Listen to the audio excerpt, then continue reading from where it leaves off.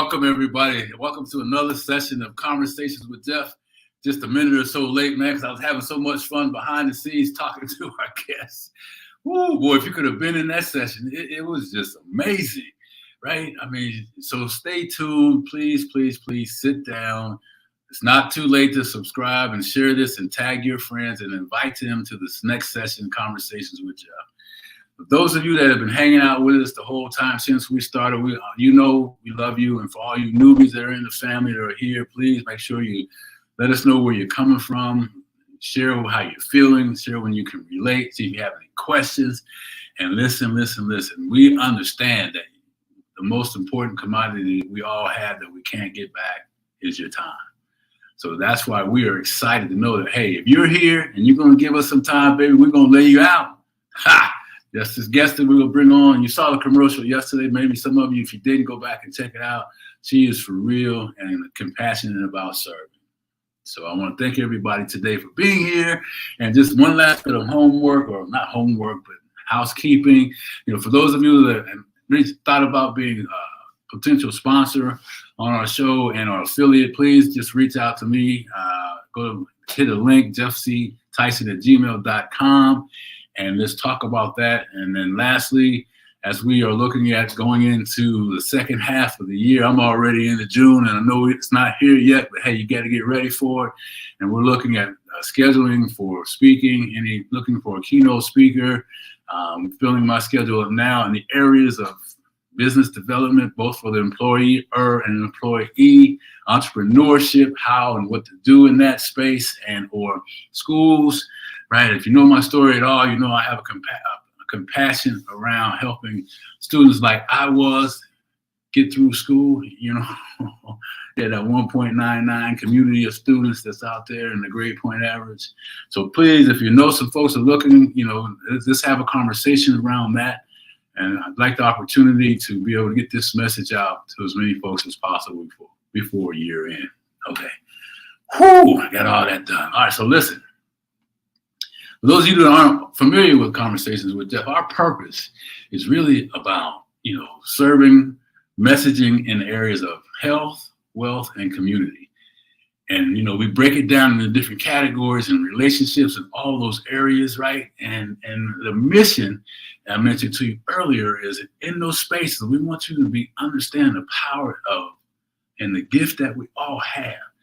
And becoming aware of the conversation you're having with yourself about yourself. And if it's either helping you or hindering you, holding you back, is that the message that you get up every day on fire with, or is it the message that continues to keep you in that sluggish, oh man, you know, just kind of existing in life? Who wants to exist in life, man? We're not placed on this planet to just exist, folks. And we have the tools, we all have the tools between our ears to exercise change, to exercise growth. That's thinking. We got. Can I share with a little bit? I always like to tell a little bit about my own life in this stuff, right? Because look, I'm not perfect in this lesson. I have to exercise these same principles each and every day, right? So anyway, last night, you know, yesterday, and I believe this, I only have to be better today than the person I was the day before, not anybody else, right? So this is me looking at me. So I had this big day ahead, and half of the day went the way I wanted to, and the evening part, that part where, you know, I made a commitment to myself. Hey, for those of us that make commitments to ourselves and then maybe not hold them to do these certain things, and, you know, got the time to do that, and I did a little bit of it and a little less, and then I found myself in front of that box where I hadn't sat in a long time, watching the great show. I think it's East New York. Anyhow, so I'm carrying all this mess to bed, and I get up in the morning, and I wanted to get up early, and I get up a little late. Does that sound familiar to anybody? So how do you think I felt? Man, I was like, boy, I'm not where I am right now, but here's what I'll say to you as I move away from this. I had to reach down and grab that dumbbell. I believe in mental exercise, baby. That I can dumbbell, and then I will dumbbell. So I'm lifting myself up, man. I'm bringing energy to my body, right? By what I say and what I think. And that energy connects, right? So now, man, I will, I can, I must, And then say it with me when you hear this. Nothing can stop me from reaching my destiny. I will not be denied, baby. I will not be denied. We will not be denied. So if you do that exercise, I guarantee you, you're going to recognize the difference. All right. Man. Let me get to our guest because she's got some fire stuff and we don't have her long, right? So she, as you saw the commercial yesterday, I'm going to highlight her bio. Go to her site and get her information. It's Andrea Scott. Man, she went little background. She went to Fame High School in New York City, went to Temple University.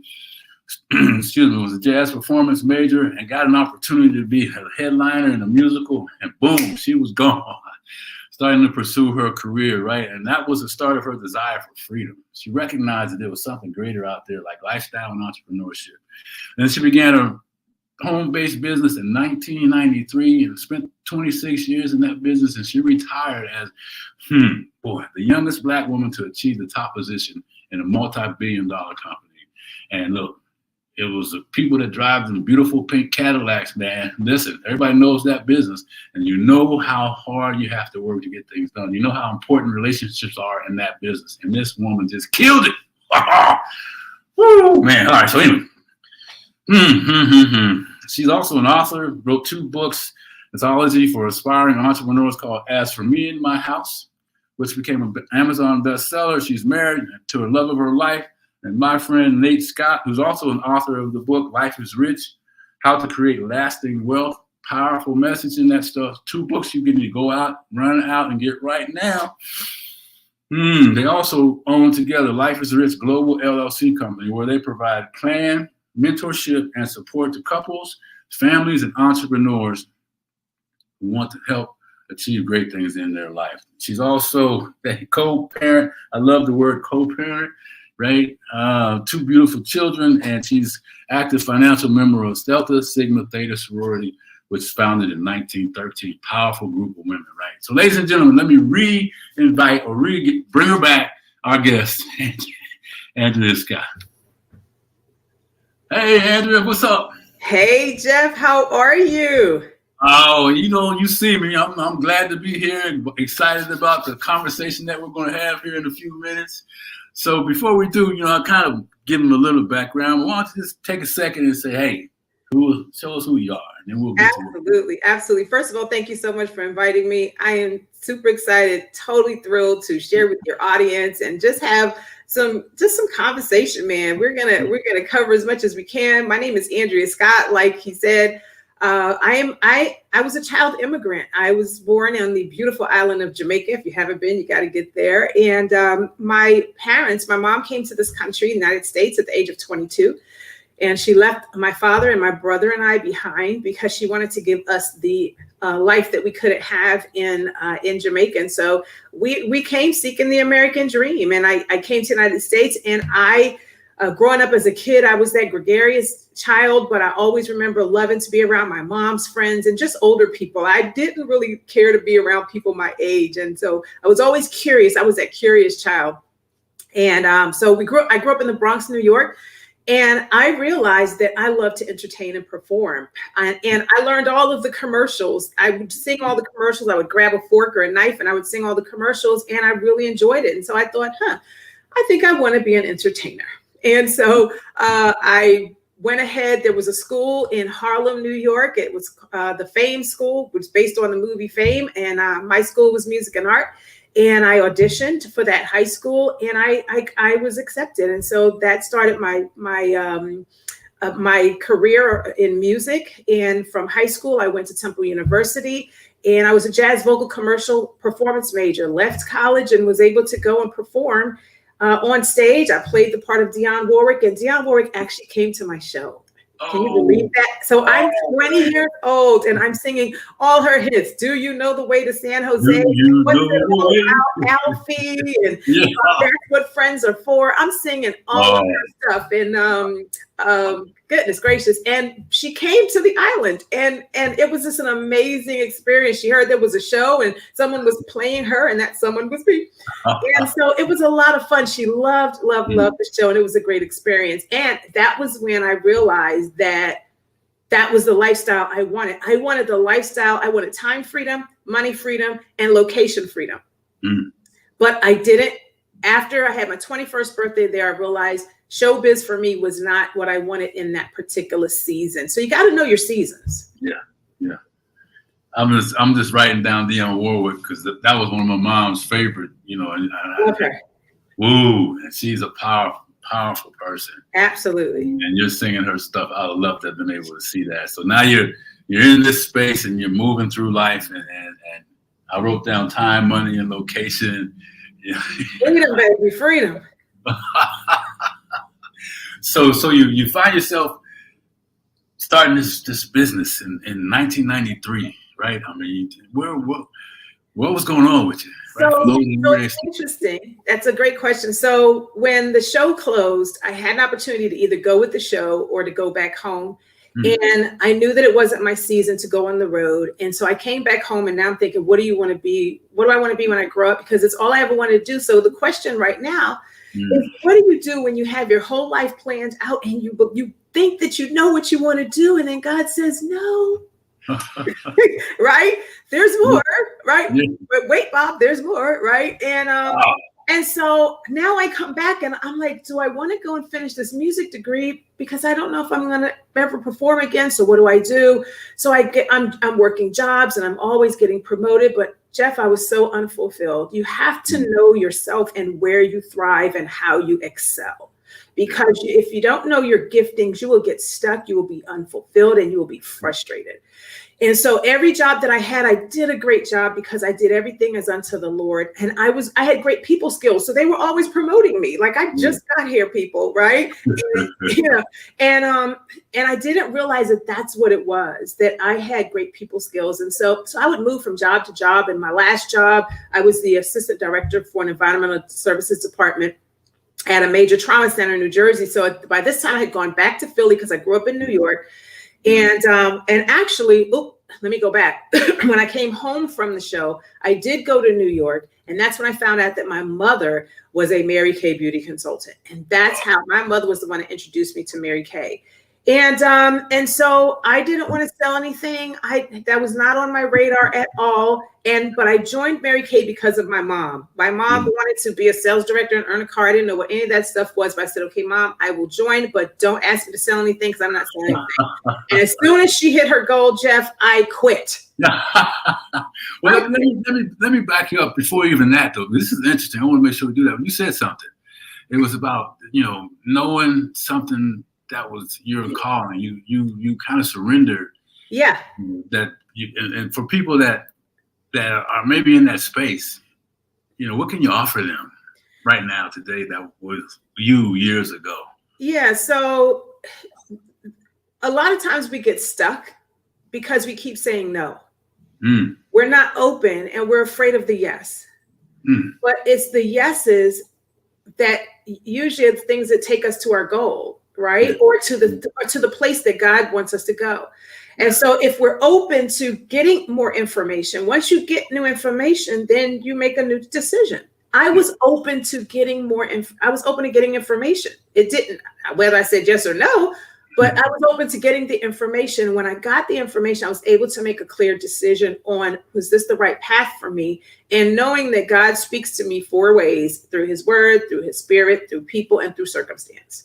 Right. And if all of those line up, then I'm saying, yes, Lord, send me, I'll go. And that's it. And so that has been really my life. The steps, God has ordered my steps in that way. And I just keep saying, okay, Lord, here we go. Now, you don't raise your hand willingly all the time. Sometimes you got to lift it up like this, right? Listen, sometimes I'm running, right? And I'm looking back and I'm like, okay. But yeah. Yeah. So thank you for sharing a little bit about that. So let's go back to the mom and get you in. You got a year and you quit. And I quit. I moved back to Philadelphia, and now I'm in corporate America being miserable. I'm doing a great job, but I'm being totally miserable because it is not time freedom. Remember, I had I was clear when I was a kid. Yeah. It wasn't time freedom, it wasn't money freedom, and it wasn't location freedom. Yes. And so I kept going from job to job, and finally, one day I had in my spirit, it was kind of like I heard my spirit say, call your mother and start your Mary Kay business. And so I did. And I started that business because I felt that it was the thing I was supposed to do from the inside. Wow. And I called my mom, Geoff, and I signed up and I became a beauty consultant with Mary Kay. And I did the thing that I didn't do the first time, which was actually learn.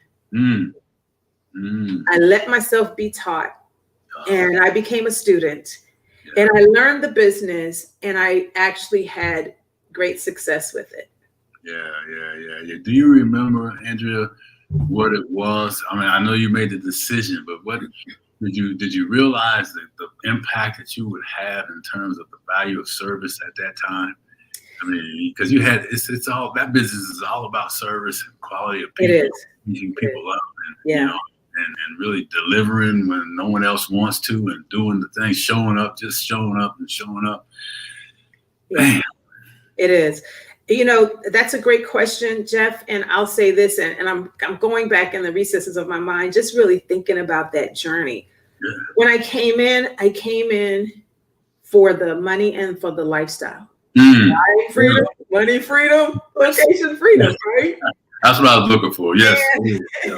And because I saw that in the women, I went to a convention and I saw that, and I literally saw myself on stage. So here's another thing. If you can see yourself in your mind's eye in that place, then chances are you can make it happen. But now you got to go back and think about, well, who do I have to become in order to become who I want to be? Yeah. You know, and who do I need to become now to either, whether you're at a job, to get the position that you want, to get the promotion that you want, or to be that leader that you want to be the mom. You know, you might be someone who finds themselves pregnant for some, you know, and you're like, oops, I didn't know that was going to happen, right? Or maybe even T.D. Jakes' daughter, Pastor Sarah Jakes, I can't remember her last name, her married name, but I think it's Roberts or something like that. Yeah, but she even said at 13, she was pregnant at 13. You know, that's not a unique story. But who do you have to be now to become the mother that you want to be? Yeah. And so when I saw myself on the stage, I said, I got to become like those women that are down there in order to be able to stand in those shoes, or else I'm going to feel like an imposter, right? And so I went home and I got to work, and I just learned and I grew. And the question that you asked, I didn't know the impact that I would have until I started having impact. And I said, okay, God, this is, I see what you're doing now. You're building my story. You're building my legacy. You're building all of this. And it's really his legacy. It's really his story. Yeah. He's using us to fulfill it. And so I was honored to do so. And I said, okay, Lord, if you send me, I'll go. If you send the women, I'll take care of them, God, and I'll lead them, and I'll build it. And so that's what we did. And I became the youngest Black woman in the history of Mary Kay. Mary Kay, 60-year-old company, and became the youngest at the age of 36 to become a national sales director, top position in the company. And that was in 2003. And so, and I was the 17th woman of color to achieve that top position. Yeah. You know, and I just want people to, I'm going to add a little more to that, because congratulations on the accomplishment. And if you don't know anything about that business, and I'm not here to kind of tell everything, all I know is that it's highly intensive people and communication and serving, and then serving again, and being the example, and going above and beyond like we do in other places. But it was a massive amount of people in order to achieve those teams and development and all that stuff. So, you know, congratulations again. Thank you. That's tremendous. And now so you did those things and you retired, and we talked, you know, and I promised that we would at least talk about a couple of quick things here, you know, because in the background we were talking, ladies and gentlemen, about a few things, pivoting and roses and overcoming. Oh, they were phenomenal. And I think which one of those fits into where we are right now in our discussion? You know what? I'm going to say pivot. Yeah. I'm going to say pivot, because a lot of times we will find ourselves with our lives planned out on paper. Mm. And as we begin to grow, see, the whole thing is, to what degree are we growing? Because as we grow, Geoff, we want different things. We're exposed to different things, right? We're exposed to different people. We're reading more books, hopefully. We're developing ourselves. And as we grow, we see more. We can be more. Why not go for more, right? Mm. Because we're always only an example to other people. So how do you pivot? You know, for me, making the decision to leave my full-time paycheck that was coming in every single week, even though my paycheck told me no, a lot of times, you know, when I went to buy stuff, be like, no, you know, because it wasn't money freedom, and location freedom, right? And so, you know, but it was still coming in, and I knew that I could at least take care of what I need to take care of. And while I was building my business, but when I knew that I needed to take time away from, that was taking time away from my business, I gave the people what they were paying for, but I also worked on my business part-time. And knowing when to pivot, knowing when it's your season. And I truly remember the day that I sat in my seat and I said, there's some man or woman who needs this job, and I am sitting in their chair. And I don't even want this job. And I thought, it's time to go. You know, that easy. And I thought to myself, somebody is struggling and they need and want this position, and I'm taking up space. So whose space are you taking up? Doing something that you hate when somebody else really is in that drawer, that file, their application is there just waiting for somebody to leave the seat. So sometimes when we don't pivot, when we don't leave, when we don't say, send me, Lord, I'll go, when we don't follow our dreams, we're literally we're in somebody else's space and not allowing them to move through the growth piece, because that seat could be their next step in their growth before they move on, and that type of thing. So it's just really knowing when your season is up and not really staying past your season. Wow, that was really strong. You know, there's a lot in there. I wrote down from the beginning of your statement there, see more, be more, and go for more. And then knowing when it's time to lose. And then now you're looking back, you're always thinking about the benefit of others. Yeah. Right. You know, so for those of us that are sitting in spaces that we don't want to be in, I mean, here's some tools that you can, you know, kind of write down, go back and listen to this thing again and see the difference. I mean, if you had stayed where you were, you can't go back. You know, that's but look, here's an example of a result of someone that took the leap and made the step. So if you're wondering, if you're teetering, if you haven't heard from her by now that it's possible, then go back and listen to this message again. So I mean, that pivot piece is there. And COVID created some pivots too, right? It really did. It really did. And you know, who saw that coming, right? And I think COVID shut a lot of traditional business down, but it also opened up a lot of other businesses. People found that they could make money by doing things that they love, that they're using their gifts and talents and creating a business, whether it was cooking, whether it was music or whatever it is. People had a chance to focus on some other things. My pivot, I think one of the biggest pivots for me really was, now here I am at the top of Mary Kay. And I have all of these women that are following me, and God is saying, time to go. Geoff, it's crazy. And I'm asking the Lord, we're like in a sparring match, right? Because I'm thinking, God, I'm at the top of the company, you know, and it wasn't even, I didn't leave. I literally retired. And I retired at 52 versus retiring at 65. And it was really, it was based on a lot of factors. And, but I knew I was feeling like it was time for me to move on. But here's the scary thing. It was the scariest thing ever, because in Mary Kay, I had a built-in fan club. I had an income that was really amazing. I traveled the world. Everybody knew who I was. And now what is going to happen?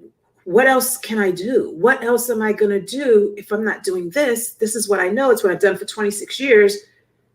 I'm doing it well. Now I got to start over doing something else. But what am I supposed to do? And that's the piece. It's kind of like God saying to Abraham, leave your father's land and everything, take your people and go. And Abraham said, okay, go. And while he was walking, God was talking. And that's the deal, is that once you start walking, God will start talking and giving you instructions. And so that was a huge pivot for me. And really, it was leaving people behind that I loved and nurtured, and they loved and nurtured me. But that was the season. And when the season was up, it was time to pivot. And, too, as you were saying earlier, it was time to hand that seat to someone else. Exactly. That was there and that was ready, right? You Exactly. were the example for those that said, you were the example of that person you were in 1993 for that person to say, when is she going to get out of my job? Right? Yeah, I was a mirror. That's all. You're a mirror there, and you do that, and life shows up. So, I appreciate you sharing that. And I'm going to move the word pivot into something else personal as we kind of wind down. I want to make sure we get to that piece of it. We talked about the holding on and the rose, and for those folks, we go into relationships and sometimes the results of divorce. Can you talk a little bit about that, because it wasn't private. Right. No, it was very public. Yeah. Yeah, absolutely. So when I got married late, which was considered late, which was the age of 30 back then, in the early 90s, folks were getting married out of college. And that's so 30, I got married. I moved to Jacksonville, Florida, and I married a pastor. So I was a pastor's wife, a first lady of a church here for 17 years. And it just was not a good marriage. It wasn't good for me. It wasn't good for him. But one of the reasons why I stayed so long, because Lord knows I prayed and prayed and prayed, was because I had other people were tied to my decisions, to my decision making. And I told the Lord, I said, God, I will not, no matter how I feel, no matter how much my heart hurts, no matter how unfulfilling this is, I will not leave unless you release me and give me peace. But I also knew I could not die like that. And I don't wish that upon anybody, to be in a place where you feel like you're stuck anywhere. And so one of the things that I learned, though, is I really learned how to love. I learned how to love people I didn't like. Wow. I learned how to be obedient and wait on God. I learned so much in that marriage. I learned how do I say this? I learned how to love. And not love when it comes to romantic love. I'm talking about the 1 Corinthians 13, 4-10 love. You know what I mean? What God says love is. And covering my marriage, covering the ministry, covering the man. No one knew what I was going through. Even my success, and I was successful in my business, but in my private life, I was failing, so to speak. It was not good, but I covered it. And so right now, Geoff, I have the privilege, and God has moved me into being able to coach women, professional women in their 40s, to be who are going through divorce, or maybe they've been through divorce and they just are having a hard time kind of getting themselves together, understanding their identity. My identity was never tied into the first lady title. And I had my own career. I had my own set of friends. I traveled the world. I did all of that. If my identity was tied into that title, I would have probably stayed until I was dead. But hold on to it, right? Holding on to something that, and being like that dead flower, and just, but I said, I got to be true to myself and understand that I was not built for that, because it wasn't the kind of freedom that I wanted. And anything that wasn't freedom to me, Geoff, was not anything that I was going to buy into. And so, but I waited and waited, and God gave me the green light, and I was able to, and I will say this, had I left in my flesh when I wanted to leave, I would never have met my husband, my best friend, the love of my life, Nate Scott. I would never have met him. The timing would have been off. So God will set you up if you just say, okay, Lord, here we go again. If you just surrender that. And I want to say something in that what you said, a lot of beautiful things in that message. You said something about you learned about love at a deeper level. And, I always kind of like say, hey, can I just speak what I'm thinking, right? And when I heard when you say that, I felt that you found a deeper love with Andrea. Mm-hmm. Oh, yeah. Oh, yeah. I literally, and I mean, thank you for saying that, because I struggled with that. I struggled with and a lot of women do, but with the shame, with how it was going to end. I didn't want to be divorced. My parents were together for 40 years. My brother had gotten a divorce, and now their other child was going to be divorced. That was their pastor, and all of that stuff. And so I struggled with, why wasn't I enough? Yeah. And looking at myself thinking, what could I change? And a lot of women struggle with that, Geoff, and that's just true. And so when we learn how to love ourselves, and that's what I did, I was able to look at that scripture and say, man, you know what? I love myself. And because I love myself, I know what I deserve. And that's really important. And Nate Scott, I got to tell you, that man helped me through that period as a friend and as an advisor and a coach, somebody that was my coach. So yeah. No, I appreciate you stepping into the question. Because as a divorcee myself, there's a lot of those things that you shared. It's not just women. It's not just it's all of us that go through that. That is true. That shame. And my parents were married 44 years before my mom's passed, right? And I always thought I'd have the same thing, and it didn't. So it was a whole lot of self-sabotaging thoughts and not belonging, not being good enough, all that stuff that goes into it, right? But when we surrender, and then once that surrender takes place, then we can begin to have some acceptance and look at things equally, and then move forward. So I appreciate you answering that question, and you got a chance to talk about the flower. So, hey, listen, we almost wrap up time, and God, time just went by so fast. Yeah. So how do people get a hold of you, and what do you want to leave this session with today for folks? You know what? What do I want to leave everyone with? I want to leave everyone with just some hope. Just hope in being clear about who you want to be. Who do you want to become, right? We can be clear all day on what we want to do, but it's not about what we do. It's about who we are and who we're becoming. And so you can get a hold of me at AndreaCScott.com.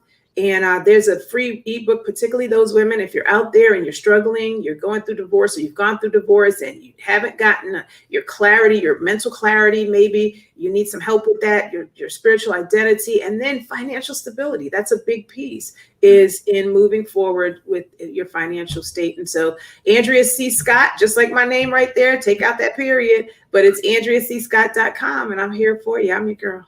So love y'all. Thank you so much. I appreciate it. Yeah. I want to say thanks to Nate. He's showing up, in support. Kimberly and Steph and Danielle, thanks for hanging in here with us today. And I got to tell you, Andrea, it's really been a true pleasure to spend this moment with you today. And I'm looking forward to another opportunity soon down the road. So maybe we can pick some subjects around, what we didn't get to, and then really dive into that respect, honor, and love piece. Oh, yeah.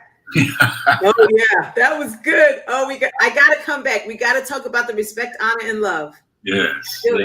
I'm gonna hold you to it. Okay. Listen, thank you so much. It's been fantastic, and we'll see you again. Okay. All right. Take care. Bye bye. Man. Woo-wee! That's all I can say is check it off a little bit, baby. And if you didn't get the chance to listen to all this, go back and check it out. I mean, there's so many nuggets in there that she's provided for you that you can stop that stinking thinking and you can step into your greatness and the humility that she just displayed in all of the different areas of her life. I mean, she's achieved great things, but she's also human. She's also that person that we can reach out to and touch.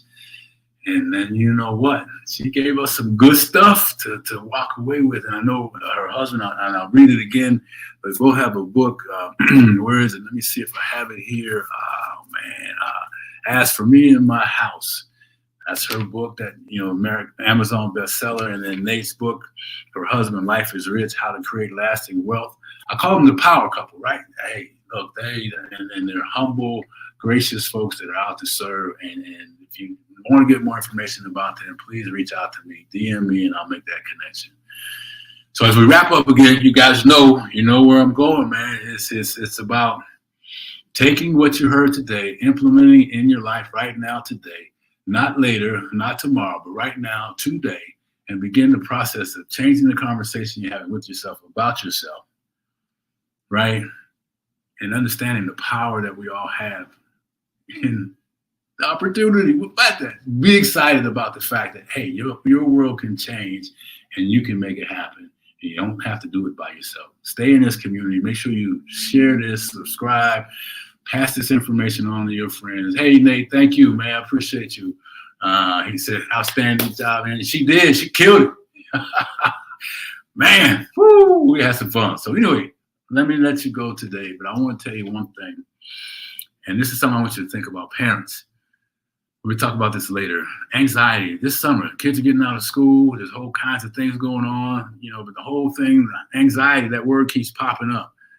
Listen to it in your children's communication. Listen to it through your children's statements. Listen to it in your own statements that you're saying that fuels the anxiety within your child. And please, please, please, when they're talking to you, embrace them. Don't try to fix them. Don't try to correct them, but embrace them. Because remember this, they're hearing you say the same things that they're saying out loud that kind of give you an idea that there's potential anxiety in their life about being these words. I never, I can't, right? Man, those are two crazy ones. Listen to your child. Pause. Connect with them. Don't correct them. And understand that anxiety is real in their life. So that's part of that community piece, child development, family development. Stay tuned for more. Appreciate everybody. Have a great day. And go back and check out this session. She killed it, man.